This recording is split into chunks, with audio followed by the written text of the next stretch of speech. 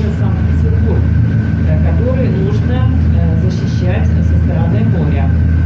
А эту акваторию контролировала шведская эскадра. И вот как только она отсюда в октябре 1703 года ушла на зимовку под Выборг, сюда направляется Петр I в сопровождении Корнелиуса Круса, это будущий первый главнокомандующий Балтийского флота, и своего сподвижника Александра Меньшикова. Петр I делает самолично промеры, он хочет понять, смогут ли шведские корабли пройти отсюда в сторону Санкт-Петербурга. И вот эти промеры показали, что судоходство с северной стороны острова Котлин затруднительно, слишком там мелко и каменисто, а вот с южной стороны, где мы с вами сейчас идем, обнаружен природный фарватер, известный еще со времен Викингов. Вот тут-то как раз шведы могли пройти. А чуть правее обнаружена отмель, которая тянется практически до самого южного берега.